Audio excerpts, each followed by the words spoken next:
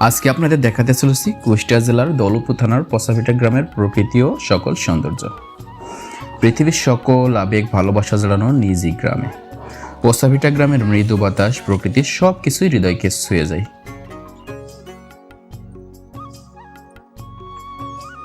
ছোট বাচ্চাদের লাটিম খেলা দেখলে আমার মন ফিরে যেতে চায় শৈশবে।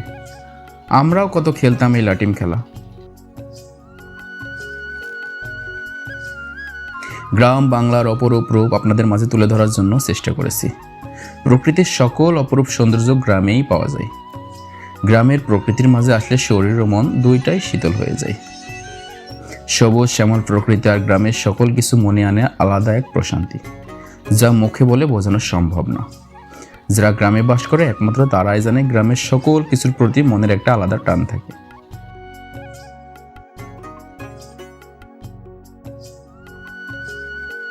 পচাভিটা গ্রামটিতে সারাদিন সবাই যার যার মতো কাজ নিয়ে ব্যস্ত থাকলেও বিকাল হলেই যার যার মতো চলে আসে খেলার মাঠে।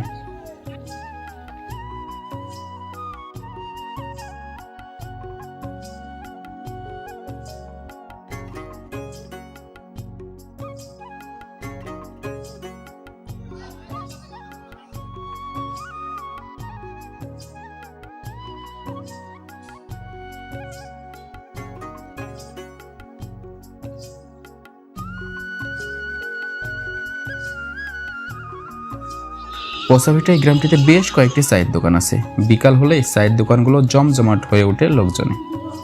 যার যার মতো অবসর সময় কাটাতে আসে চায়ের দোকানে।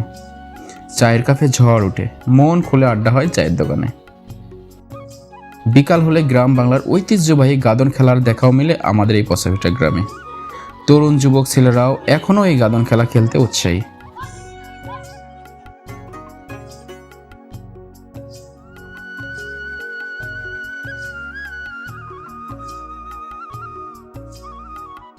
সবুজ শ্যামল ক্ষেত, চাষিরা ব্যস্ত থাকে নিজ নিজ কাজে। যতদূর চোখ যায় সবুজ শ্যামলে ভরপুর গ্রামের মাঠ ঘাট। পৃথিবীর কোনো কিছুর তুলনা হয় না গ্রামের এই অপরূপ সৌন্দর্যের সাথে।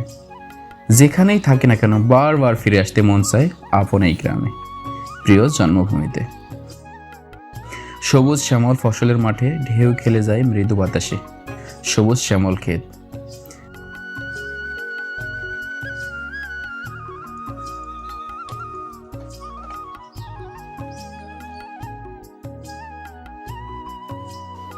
পচাভিটা গ্রামের সব কিছুতে যেন মনে আসে আলাদা রকমের এক অনুভূতি।